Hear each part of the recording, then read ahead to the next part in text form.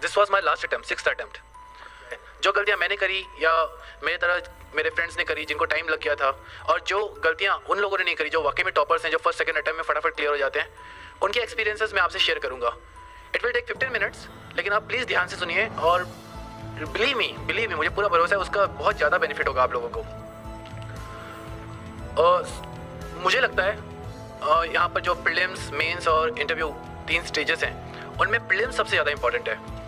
मेरे हिसाब से प्रीलिम्स में सबसे ज़्यादा कंपटीशन है। अप्रॉक्स 10 लाख रजिस्टर करते हैं, जिनमें से 5 लाख एग्ज़ाम देने आते हैं। 5 लाख में से 20,000 सिलेक्ट होते हैं मेंस लिखने के लिए, बराबर है। और इंटरव्यू देने के लिए 20,000 में से 3,000 सिलेक्ट होते हैं, राइट। और फाइनल लिस्ट में 1,000 आते हैं। तो आप हिसाब लगा लीजिए, सीसेट एप्टीट्यूड थोड़ा हिसाब लगा लीजिए। 5 लाख में से सिर्फ 20,000, अप्रॉक्स करिए 25 में से एक बच्चा, ठीक है। 20,000 में से 3, बराबर 7 बच्चों में से एक बच्चा। फिर इंटरव्यू में 3,000 में से 1,000 निकलते, यानी 3 बच्चों में से एक बच्चा। यानी अगर हम इंटरव्यू पहुंच जाते तो 3 में से एक तो पक्का ही है, तो चांसेस बढ़ गए ना पास होने के। लेकिन प्रीलिम्स में बहुत कम चांसेस होते हैं। दूसरा ये कि प्रीलिम्स में बच्चे जब फेल हो जाते हैं, जब नापास होते हैं, तो पूरा 1 साल लगता है अगले प्रीलिम्स आने में। लेकिन अगर प्रीलिम्स में पास हो गए तो इमीडिएटली 3.5-4 महीने में मेंस आती है, इमीडिएटली उसके बाद इंटरव्यू आता है। पूरा 1 साल का प्रोसेस कंटिन्यूसली चलता रहता है, तो बच्चे की पढ़ाई चलती रहती है। लेकिन जब प्रीलिम्स फेल हो जाता है बच्चा, तो पढ़ाई छूट जाती है। कोई थोड़ा टाइम घर चला जाता है, कोई रोता रहता है, तो उसमें थोड़ा वो हो जाता है, छूट जाती है, पढ़ाई छूट जाती है। और एक बार पढ़ाई छूट गई, एक बार आप प्रोसेस से बाहर आ जाते हो ना, तो फिर वापस प्रोसेस में आने में ना टाइम लग जाता है। ये बच्चों को रियलाइज़ नहीं होता है। तो मेरा पूरा फोकस ये रहेगा आप सबको बताने का कि प्लीज़ प्रीलिम्स पे फोकस करिए। सबसे ज़्यादा फोकस प्रीलिम्स पे करिए। आप मेंस के लिए द हिंदू न्यूज़पेपर, कितने लोग पढ़ते हैं द हिंदू न्यूज़पेपर? यहाँ पे क्या हुआ, पहले तो एग्जाम तो सब दे रहे हैं, कम पढ़ते हैं बच्चे, बाकी के पेपर्स पढ़ते होंगे। फिर न्यूज़पेपर तो पढ़ते ही हैं। मेंस में सबसे ज़्यादा बेनिफिट उसका मिल जाएगा। लेकिन और मेंस में आंसर जब हम लिखते हैं, फॉर एग्जांपल एस्से का पेपर है, तो किसी ने न्यूज़पेपर नहीं भी पढ़ा होगा, उसकी सोच अच्छी होगी, उसका एक्सप्रेशन अच्छा होगा, तो कुछ ना कुछ तो अच्छा लिख कर ही आएगा। वैसे ही एथिक्स के पेपर में लिख कर ही आएगा। इनफैक्ट पेपर 2 और पेपर 3 जो कि पॉलिटी और इकोनॉमिक्स ज़्यादातर हैं, जिसमें उसमें भी आप कुछ ना कुछ लिख कर ही आओगे। एजुकेशन पे अगर कुछ आ रहा है तो आप लिख कर आओगे, हेल्थ पे कुछ आ रहा है तो आप लिख कर आओगे। लेकिन इशू ये हो जाता है प्रीलिम्स में आपको चॉइस ही रहती है, या तो आपको वो चॉइस आ रही है या तो नहीं आ रही है, इधर और ऐसा हो जाता है। तो वहाँ पर डिफिकल्टी बढ़ जाती है। बच्चों को लगता है कि प्रीलिम्स ज़्यादा इजी है, मेंस ज़्यादा डिफिकल्ट है। राइटिंग प्रैक्टिस करते हैं, लेकिन प्रीलिम्स क्लियर ही नहीं होगा तो क्या कर लोगे उस राइटिंग प्रैक्टिस का, है कि नहीं। तो इसीलिए पूरा फोकस सबसे पहले आप प्रीलिम्स पे लगाइए। It won't take more than 4.5 months, 4.5-5 महीने से ज़्यादा नहीं लगता है। सर आपको डेफिनेटली बताया होगा सर ने इस क्लासेस में। लेकिन वो ज़रूरी है पहले करें, ताकि हम एक सिक्योर हो जाए कि हम हाँ पक्का प्रीलिम्स पास हो रहे हैं और पक्का मेंस लिख रहे हैं, ठीक है। प्रीलिम्स में 2 चीज़ें बहुत ज़्यादा मायने रखेगी। कुछ 5 सब्जेक्ट्स हैं, उनको अगर हम अच्छे से करें, और दूसरा टेस्ट सीरीज, उनको हम अच्छे से करें। फॉर एग्जाम्पल 5 मैंने बोला था शुरू में कि 5 चीज़ें आप जरूर पढ़ें, ताकि ऐसा ना हो कि बाकी जो लोगों को आंसर आ रहा है, बाकी जो कैंडिडेट्स को आंसर आ रहा है वो हमें नहीं आ रहा है। अगर ऐसा होगा ना तो पक्का हम फेल हो जाएंगे। हाँ, ऐसा होता है, काफ़ी सारे क्वेश्चन ऐसे डिफिकल्ट आते हैं या कंफ्यूजिंग होते हैं जो काफ़ी बच्चों को नहीं आते हैं, कुछ ही बच्चों को आते हैं। चलेगा बिल्कुल चलेगा, कोई बात नहीं। 20,000 सीट्स है प्रीलिम्स के लिए, प्रीलिम्स पास होने के लिए। ऐसा नहीं होना चाहिए कि जो सबको आ रहा है वो हमको नहीं आ रहा है, या जो एटलीस्ट 20,000 बच्चों को आ रहा है वो हमको नहीं आ रहा है, ठीक है।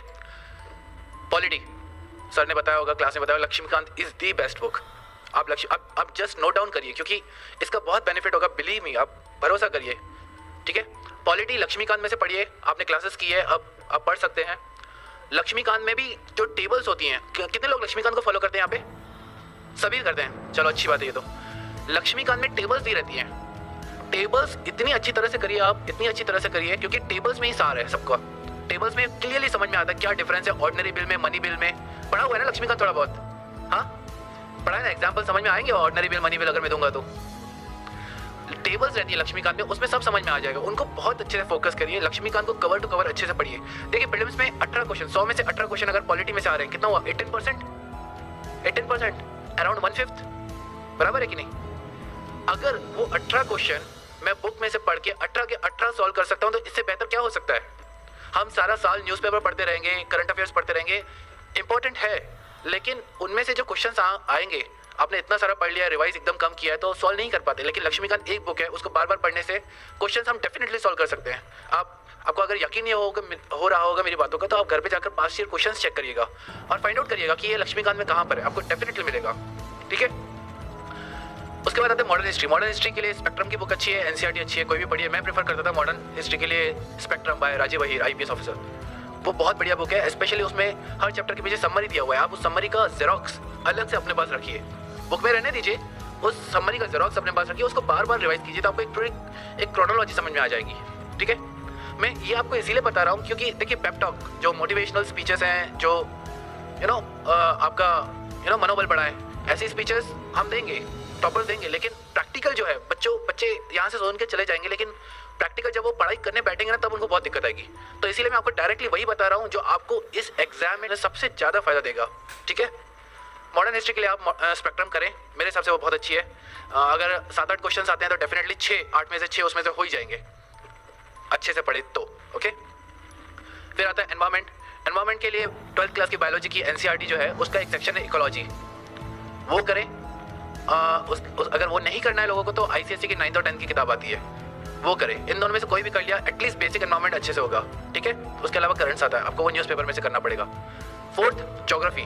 ज्योग्राफी के लिए 6th to 12th एनसीईआरटी अनिवार्य है, अच्छे से करना है, धीरे धीरे करना है। उसमें जो की किसने देखी ना, अब बच्चों आपने देखी होगी 6th और 7th की एनसीईआरटियाँ देखिए कि सीधा 11th-12th की उठाते हो। 6th और 7th की उसमें वो बंटी बबलू वो कार्टून फिगर्स रहते हैं, वो क्वेश्चन पूछते हैं। कभी उन क्वेश्चंस पे ध्यान देना, वो क्वेश्चंस बहुत इंपॉर्टेंट रहते हैं। वो आपकी एक थॉट प्रोसेस डेवलप करेंगे कि यार ये क्वेश्चन हमने क्यों नहीं सोचा, पर वो आपको सोच के दे रहे हैं ताकि आप उस पर सोचें और फिर आंसर निकालें। और आप बिलीव नहीं करोगे, आप क्वेश्चन देखोगे ना यूपीएससी में, उनमें से क्वेश्चन है, आप बिलीव नहीं करो, आप एक बार चेक तो करिए जाकर। ठीक है, तो ज्योग्राफी की 6 to 12 एनसीईआरटी जरूर करेंगे, यानी जरूर करेंगे। ठीक है, मैपिंग पे ध्यान देंगे आप। मैपिंग पे आजकल 8-8 क्वेश्चन आ रहे हैं, 8 क्वेश्चन बहुत मायने रखते हैं। और मैपिंग एक बार पढ़ा हुआ है तो इमीडिएटली अगर याद आ गया एशिया में सीरिया कहाँ पर है, म्यांमार कहाँ पर है, कैसे जुड़े हुए हैं, ठीक है, स्पेशली एशिया का मैप, तो फटाफट क्वेश्चन सॉल्व हो जाएंगे। तो मैपिंग एशिया पर ज़्यादा फोकस करेंगे, India as well as Asia. ठीक है, के सिद्धार्था की बुक आती है वर्ल्ड मैप पे और प्रेम पटेल की बुक आती है इंडियन मैप्स पे, वो आप रेफर कर सकते हैं, मैपिंग ईजी हो जाएगी। ठीक है, 5वां इकोनॉमिक्स। इकोनॉमिक्स में शंकर गणेश IRS ऑफिसर है, उनकी बुक है। स्पेशली जो इंजीनियरिंग बैकग्राउंड से नहीं है उनके लिए शंकर गणेश बहुत अच्छी है। जो इंजीनियरिंग बैकग्राउंड से है मैं उनको कहूँगा mrinal.org पे वीडियोस है, या सर की क्लास में बढ़िया हो जाता है, कहीं पर भी आप पढ़िए। इकोनॉमिक्स बहुत इंपॉर्टेंट है, इकोनॉमिक्स में से काफ़ी क्वेश्चन आते हैं, 15 क्वेश्चन आ जाते हैं। तो मैंने क्या सब्जेक्ट्स बताया, मैंने 5 सब्जेक्ट्स बताया आपको, polity, history, economics, environment and geography. कुछ भी हो जाए आप पहले ये 5 सब्जेक्ट अपने हाथ में रखिए, ये बेसिक सब्जेक्ट हैं। ये अगर नहीं आ रहे हैं तो हम पक्का फेल हो जाएंगे, बाकी आए नहीं आए ठीक है, ये नहीं आ रहा तो पक्का फेल होंगे। तो ये 5 सब्जेक्ट अच्छे से करिए। मैंने आपको बुक्स बताई है, मैंने आपको ये भी बताया कि उन बुक्स को कैसे पढ़ें। पॉलिटी में टेबल्स पे ज़्यादा ध्यान दें, हिस्ट्री में स्पेक्ट्रम पे ज़्यादा ध्यान दें, ज्योग्राफी में वो जो क्वेश्चन है उन पे ज़्यादा ध्यान दें। ठीक है, ये पहला रूल। दूसरा रूल है टेस्ट सीरीज। टेस्ट सीरीज इतनी ज़्यादा ज़रूरी है, बहुत ज़्यादा ज़रूरी है। काफ़ी बार हम ओवर कॉन्फिडेंट हो जाते हैं या फियरफुल हो जाते हैं। ऑस्ट्रिच देखा, ऑस्ट्रिच एक बर्ड रहता है, ऑस्ट्रिच चलता है, लेकिन अगर उसके सामने कुछ भी बड़ा जानवर आ गया जिससे उसको खतरा है तो अपनी वो मुंडी, क्या बोलते हैं, छचंदर, क्या बोलते हैं उसे, चित्रमुर्ग, क्या बोलते हैं सर हिंदी में ऑस्ट्रिच को, चित्रमुर्ग, हाँ वो, हाँ वही, वो मुंडी घुसा देता है, डर, ये डर गया अंदर। ऐसा नहीं करना है, ये जनरली बच्चों में मैंने देखा है, मुझ में भी था, बिलीव मी। टेस्ट कब देना है यार, एक बार पूरा बुक कंप्लीट हो जाए, एक बार पढ़ लो उसके बाद टेस्ट देना है। ये प्रोक्रेस्टिनेशन, ये वो हम ना पोस्टपोन कर दें चीज़ें क्योंकि हम डरते हैं, हमें डर लगता है। लेकिन मैं आपको बोलूँगा आप टेस्ट सीरीज आज से, स्पेशली 2016 में दे रहे हैं, आज से रोज़ 30 क्वेश्चन तो एटलीस्ट करिए, पास्ट ईयर पेपर में से करिए। सर के सिनर्जी के टेस्ट सीरीज लीजिए, insightonIndia.com के मार्केट में टेस्ट सीरीज अच्छे अवेलेबल है, वो कम से कम 30 क्वेश्चन करिए।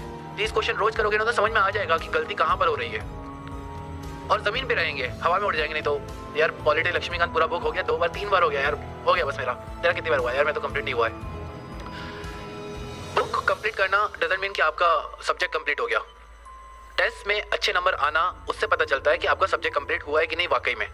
ठीक है, तो आज 2 रूल आप जरूर यहाँ से सीख कर जाएंगे। एक तो वो 5 बुक्स या 5 सब्जेक्ट जो मैंने बताए, आप बिल्कुल उन बेसिक बुक्स पे फोकस करेंगे। और दूसरा जो टेस्ट सीरीज है, आज ही आप जो भी टेस्ट सीरीज है अच्छे लगाएं। अगर नहीं लगा पा रहे तो उनके पेपर्स अपने पास अरेंज करें कहीं से भी, और रोज 30 क्वेश्चन तो एटलीस्ट मिनिमम 30 क्वेश्चन करें, क्योंकि कुछ 75-80 दिन बचे हैं। अगर थोड़े ज़्यादा दिन होते तो मैं बोलता कि 10, 15, 20 करिए, तो थोड़ी ज़्यादा करिए। 2016 वाले, 2017 वाले आराम से 20-20 कर सकते हैं रोज, ठीक है। ये 2 चीज़ें। उसके अलावा मैंने बताया आप एक ही चीज़ को बार बार आप रिवाइज करेंगे, बार बार रिवाइज करेंगे ताकि अर्जुन जैसा फोकस आ जाएगा।